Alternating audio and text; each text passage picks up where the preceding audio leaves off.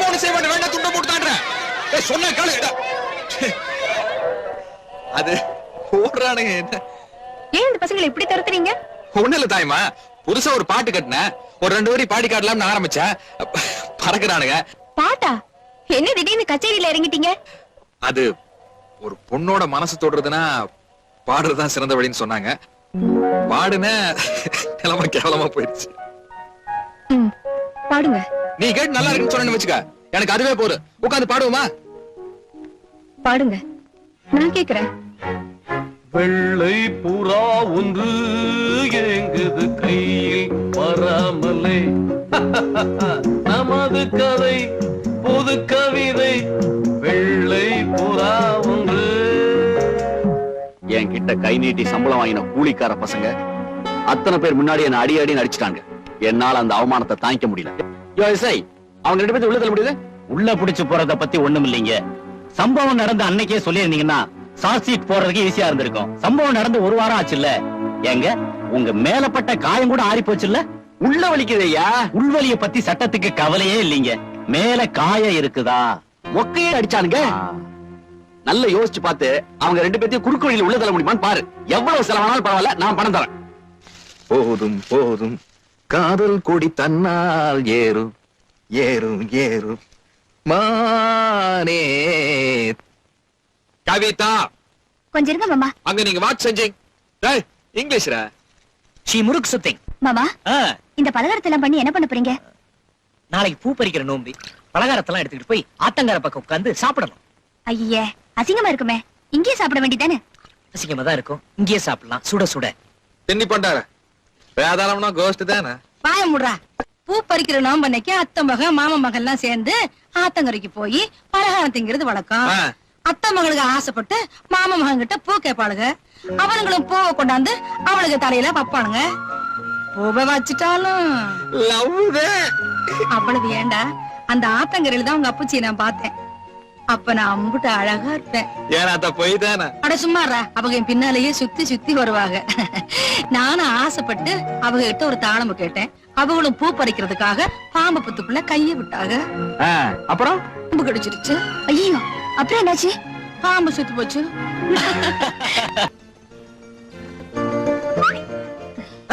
அங்க உட்காராத, அழுக்கு. இங்க உட்கார். என்ன தம்பி? என்ன பெருசு? எனக்கு சத்தியமா அவளை கூட அனுப்பணும் ஆசையா இருக்கு. ஆனா டயர்ல காத்து கம்மியா இருக்குப்பா. ரிம்மடிக்குமே. உட்கார வச்சு சைக்கிளோட தூக்கிட்டு போவண்டா. டேய் பெரிய தம்பி, டேய் சின்ன தம்பி, அதுல கறி துண்டு போட்டீங்களாடா? இல்ல. கவிதா,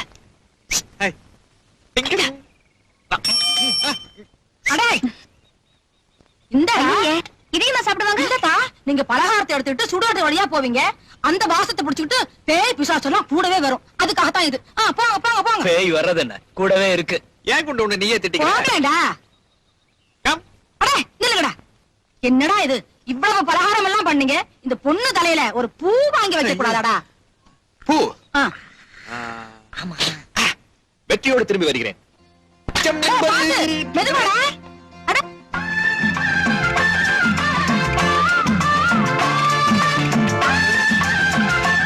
பூ வேணுங்க. எவ்வளவுக்கு வேணும்? மொத்தமா அத்தனை கொடுத்துருங்க. பூராவுமா? 50 ரூபாய் ஆகும். இந்த பூ வாங்குறியே, அவ்வளவு பூ எதுக்கு தம்பி? அத்தை பிள்ளைக்கு. அத்தை பிள்ளைக்கா?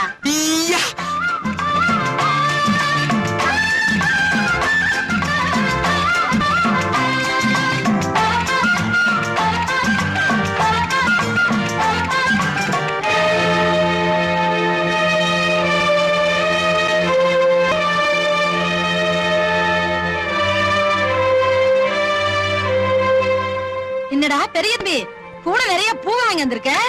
ஆமா, 50 ரூபாய் செலவு பண்ணி பூ வாங்கிட்டு வந்தேன். என்ன பிரயோஜனம்? கவிதா பாட்டுக்கு சின்ன தம்பி கூட போயிட்டே இருக்கு. அடே, ஒரு மாம்பழத்துக்கு போட்டா பட்டி வந்துச்சு. முருகர் என்ன பண்ணாரு? மயில் மேல ஏறி உட்கார்ந்துகிட்டு இந்த உலகத்தையே சுத்தி வந்துட்டாரு. நீ என்ன பண்ண? சைக்கிள்ல உட்கார்ந்துட்டு ஊரையே சுத்தி வந்துட்ட. அவ என்ன பண்ணா? அப்ப ஆத்தாள பிள்ளையார் சுத்தி வந்த மாதிரி பழக்கடை பக்கம் போனா பூவை எடுத்தாண்டா, அவ தலையில வச்சுட்டான், போயிட்டு இருந்துட்டான். அந்த குண்டு பிள்ளையார் பூ வச்சா இவளுக்கு அறிய வேண்டாம்? நான் ஒருத்த வர வரைக்கும் இங்கே இருந்திருக்கலாம்ல. கவிதா சொன்னாடா, அந்த போகத்து போய் எங்காவது போயிருப்பான், வரதுக்கு நேரமாக நீ போடுன்னு நான் தான் அனுப்பிச்சேன். உன் தொல்லைக்கு ஒரு எல்லையே இல்லாத்தா. அட நீ அட்டி பிடிச்ச வேடா, விளங்காத வேடா. உனக்கு ஒண்ணு நடக்கவும் நடக்காது, ஒண்ணு வரவும் வராது. போடா விளங்காத பயல. பூ கொண்டாந்துட்டான் பூ.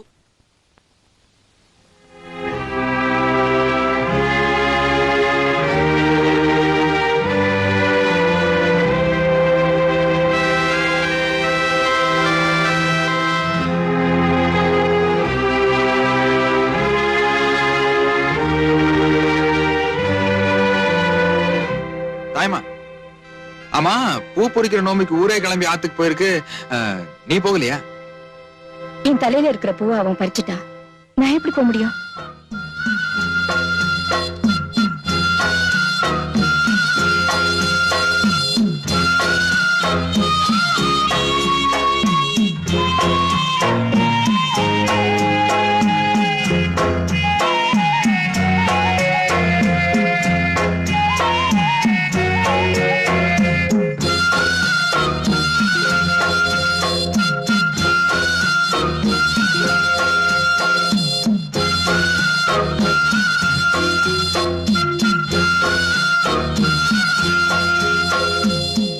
யாரா அது?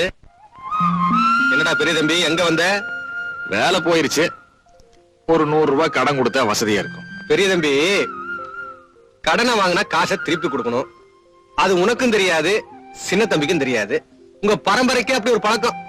நான் ஏன்பா காசை கொடுத்துட்டு அடியும் உதவி வாங்கணும்? அது நான் மட்டுமா அடிக்கிறேன், ஊர்ல இருக்கிறவன் எல்லாம் தான் அடிக்கிறேன். ஆமா, வேலைக்கு போறப்பவே காசு ஒழுக்கமா கொடுக்க மாட்டீங்க. இப்ப வேலை வேற இல்ல, எப்படி கொடுப்ப? அப்படின்னு ஒரு வேலை விட்டு கொடுங்க. கொடுக்கறத பத்தி இல்ல, ஆனா விவகாரமான வேலை. இப்ப நான் எப்படி? முதல்ல என்ன வேலைன்னு சொல்லி தொலைங்க சார். ஒண்ணுமில்லப்பா, காட்டுல போய் மரம் வெட்டுற வேலை. இருக்கிற மண்ட காய்ச்சலுக்கு மனுஷனையே வெட்டல. தேக்கு மரத்தை வெட்டினா 15 ரூபா, சந்திர மரத்தை வெட்டினா 150 ரூபா. ஏ சௌரியம்? சந்தன மரத்தையே வெட்டுவான். அவன் ஒண்ணும் விவகாரம் வந்துடாத. வருமானம்னா விவகாரம் இருக்கத்தான் செய்யும். நானும் உன்ன மாதிரி பனியன் கம்பெனி வேலை சென்று வந்தா என் முதலாளி கூட சண்டை போட்டு வந்து இந்த சந்திர மரத்தை வெட்டினதுக்கு அப்புறம் தான் இந்த தோப்பு துறவு எல்லாம். இந்த தோப்புல 1000 தென்னை மரம் இருக்குன்னா 1000 சந்திர மரம் இருக்குன்னு அர்த்தம். என்ன சொல்ற? சரி, நான் மரத்தை வெட்டுறேன், ஆனா நீ கூலி ஒழுங்கா வெட்டணும், இல்லாட்டி உன்னத்தை வெட்டுவேன். அட என்னப்பா வந்தோன்னு வெட்டு குத்துன்னு சொல்ற? அதுக்கு இல்லையா, எங்க அத்தை பொண்ணு ஒவ்வொரு வாழ்ந்தவ ஓட்டு வீட்டுல கஷ்டப்படுறத பார்த்தா மனுஷனுக்கு ரொம்ப சங்கடமா இருக்குது. எங்க மாமா சொன்னபடி அவளை பழையபடி வாழ வைக்கணும். அது ஒண்ணுதான் நம்ம குறிக்கோள். அதுக்காக நான் என்ன வேணும்னாலும் செய்வேன்.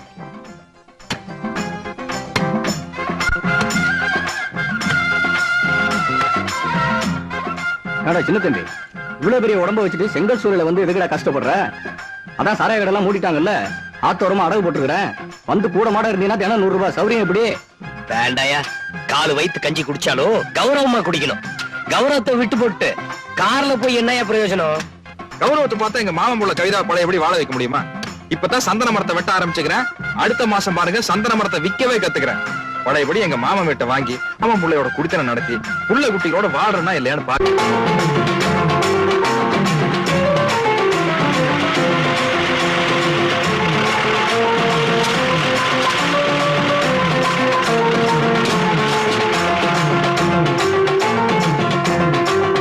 மாமா, உங்களுக்கு இது எப்படி கிடைச்சது? பாலக்காட்டுக்கு பக்கத்துல ஒரு சர்ச்சில் ஏலம் விட்டு இருந்தாங்க.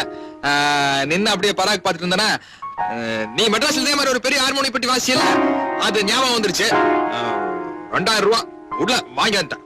2000 ரூபாயா? எதுக்கு மாமா, சும்மா வேஸ்ட் தானே. உனக்கு நான் எது வாங்கிட்டு வந்தாலும் வேஸ்ட் தான். அந்த விளக்கெண்ணெய் வாங்கிட்டு வந்தா தான் பிடிக்கும்.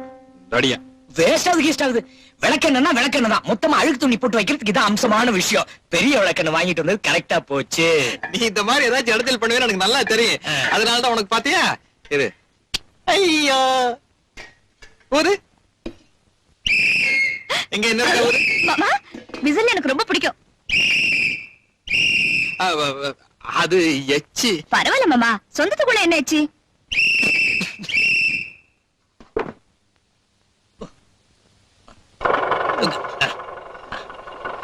அப்படியே சைடுல போட போ. அப்படி வா, அப்படி வா. என்னடா அப்படியே நேரா அப்படியே பின்னாடி போட போ. அட போலாம் போட. எங்கடா போறது? அப்பா, இந்த பாரு, ஒண்ணு வீட்டை இடிச்சுக்கிட்டு போனோம், இல்லன்னா இதுக்குன்னு ஒரு புது வீடே கட்டணும். எப்படி அபிப்பிராயம்? வாங்கிட்டு வந்து எனக்கே அவ்வளவு செழிப்பு இல்ல. வீட்டுல உட்காந்து உனக்கு அவ்வளவு செழிப்பு. தூக்கு அங்கேயாவது போடும். எனக்கு தானே. யாரோ ஒருத்தருக்கு தூக்குடா. தூக்கு. ஐயோ,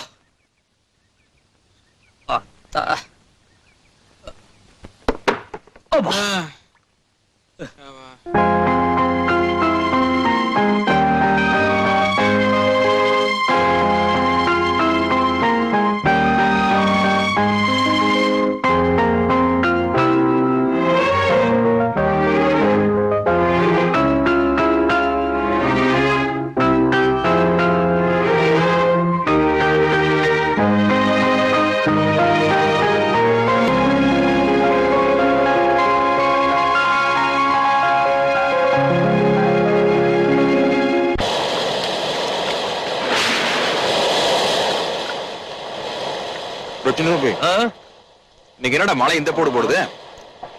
நீ குளிச்சு ரொம்ப நாள் ஆச்சா, அதனால வர்ண பகவானுக்கு உன் மேல வர நாத்தத்தை தாங்க முடியாம கொட்டுறாரு.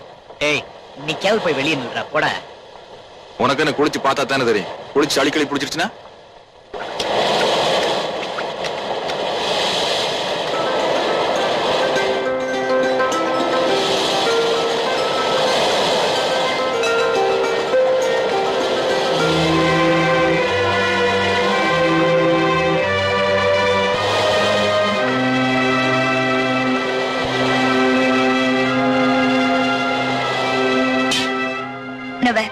தேவையில்லாம வாங்கிட்டு வந்து ஒரே நாள்ல சாகடிச்சிட்டீங்களே, இப்ப உங்களுக்கு திருப்தி தானே?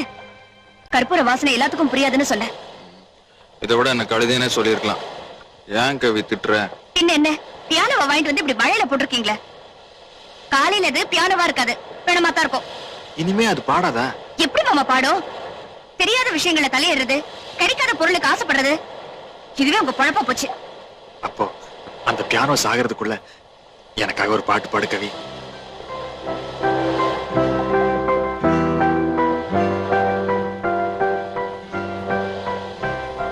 கவி,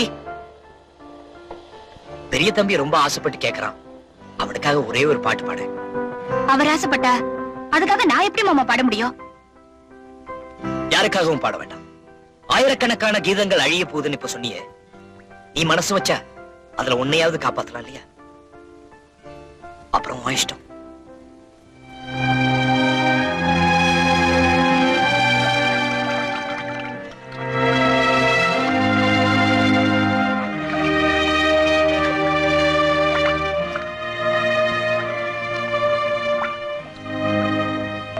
கவிதா, எனக்காக தான் பாட. கவி கவி மழை வருது, கொடப்படு. ஏய், என்ன மழை நின்னு போய் ரொம்ப நேரம் ஆச்சு. ஒன்று இடத்துல சகிக்கவே முடியலடா. நீ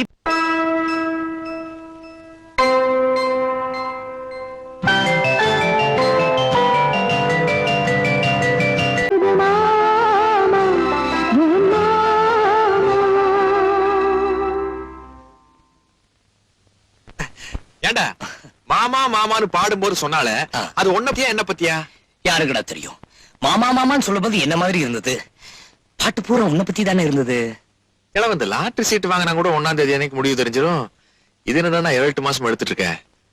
காலையில கவிதா கிட்ட வாய் திறந்து கேட்ட வேண்டியதான். சரி, இப்ப மூடிட்டு படு. கொட்டாய் விடுறதுக்கு மட்டும் ஒரு வாய் திறந்துட்டுமா? போகும்போது கவனிச்சியா, கவிதா என்ன மட்டும் தொட்டுட்டு போனாலே. துவானோ தூ அது ஏதேதோ காணோ. Good night Kavi. Good night uncle. ஏண்டா கவி குட் நைட்னு சொல்றாளே, அதுக்கு என்னடா அர்த்தம்? அப்படின்னா உங்களை மட்டும் எனக்கு பிடிச்சிருக்கு மாமான்னு அர்த்தம். கவி ஒன்னு எனக்கு ரொம்ப குட் நைட். இதுக்கு வேற என்னமோ அர்த்தம் போல இருக்குது. குண்டம் புழுகிறான்.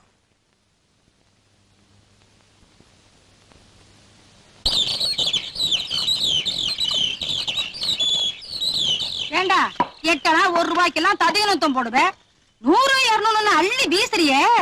ஏண்டா என்ன மொல்ல மாதிரி தரம் பண்ற திருட்டு நாயே, சொல்லுடா. நாளைக்கு நீ செத்து போயிட்டேன்னா பெரிய பையன் நான் தான் உனக்கு கொள்ளி வைக்கணும். சும்மா நாய்கின்னு பேசுற. காசை கொண்டு வந்து கொடுத்தா கப்புனு வாங்கி சுருக்கு பையில முடிஞ்சு வைப்பியா? அதை விட்டு போட்டு கணக்கு கேக்குற.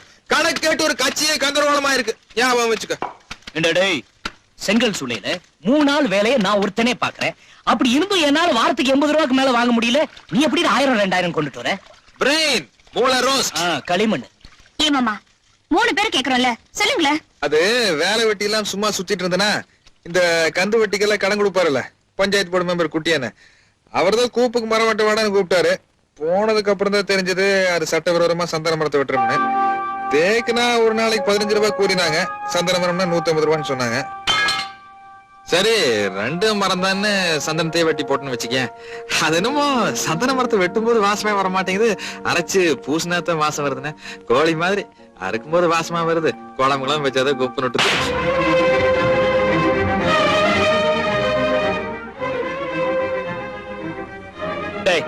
உனக்கு ஏன்டா அந்த திருட்டு புத்தி? கவிதாவை கண் கலங்காம காப்பாத்துறோம்னு அன்னைக்கு வார்த்தையில சத்தியம் பண்ணி கொடுத்துட்டு வந்தோம்ல, சக்கரைன்னு பேப்பர் எழுதி நக்குன்னு நினைக்காது, காசு கொடுத்து வாங்கணும். அதுக்கு இந்த வழிதான் கிடைச்சதா? என்ன டேய், நாளைக்கு போலீஸ் கேஸ்ன்னு வந்து உன் கையில வழங்க மாட்டிட்டு போயிட்டா என்னால தாங்க முடியாதுடா. ஏன்டா உனக்கு எப்படி புத்தி போகுது? பொழைக்கவும் மாட்டேங்க, பொழைக்கிறது கூடவே மாட்டேங்க. போங்க பச்சை. டேய் என்ன மன்னிச்சிடுறேன், உன்னை அடிச்சிட்டேன்ல. சரி டேய் என்னடா அது, என் வயித்துல புளிய கலைக்கிறீங்க, போலீஸ் வளங்கள் என்னென்னமா சொல்றீங்க? நீங்க படிக்காதவனுங்க, உங்களுக்கு ஒண்ணுமே தெரியாதுடா. அத்தா நீ படிச்சு விடாச்சே, கொஞ்சம் விவரமா சொல்லுமா? ஆமா பாட்டி, சந்தன மரத்தை வெட்டுறது சட்டப்படி குற்றம்தான். சட்டத்தை எல்லாம் பாத்துட்டு இருந்தா உன் கழுத்துக்கு எப்படி தங்கச்சங்கிலி வாங்கி கொடுக்கறதா? உங்க கைக்கு விளங்க மாட்டிட்டா என் கழுத்துல சங்கிலி போடணும்னு நீங்க முடிவு பண்ணிட்டா இந்த வீட்டை விட்டு போறதை தவிர எனக்கு வேற வழியே இல்ல. இத பாருங்கடா, சுதந்திர போராட்டத்துல ஜெயிலுக்கு போனதுக்கு உங்க அப்பச்சியே எங்க மாமனார் 3 நாளா வீட்டுக்குள்ள விடல. இந்த வீட்டுல போலீஸ் கீழே ஏதாச்சும் வந்துச்சு, அப்புறம் இந்த கிழவி நீங்க உயிரோட பார்க்கவே மாட்டீங்க. அப்புறம் என்னடா உங்க இஷ்டத்துக்கே ஆடுங்க.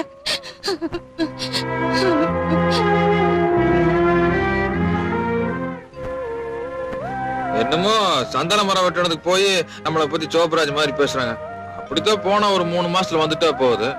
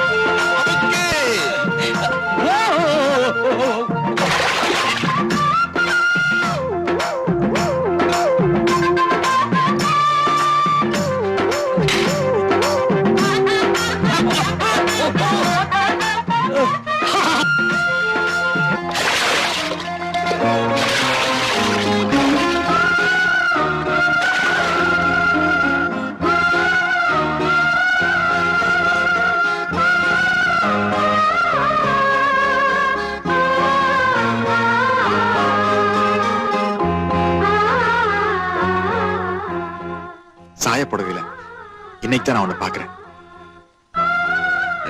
தெரியாதனமா ஊத்திட்டேன், அதனால என்ன, என் கையாலதான் சாயப்படவை கட்டணும்னு விதி இருந்தா விட்டா போயிரும்.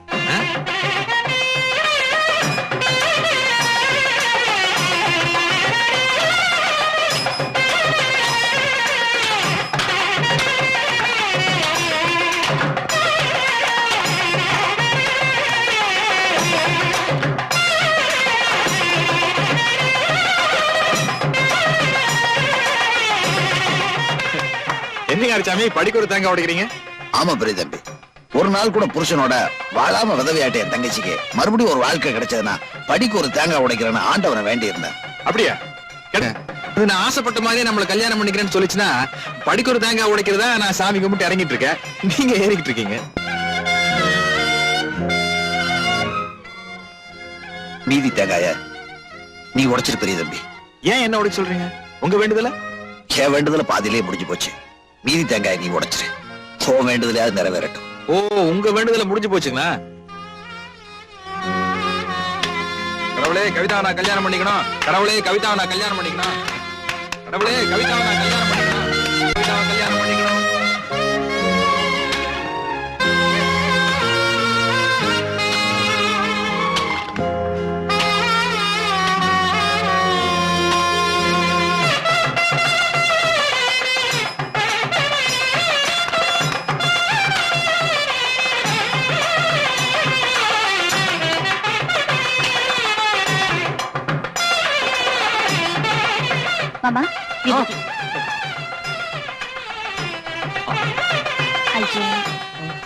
என்ன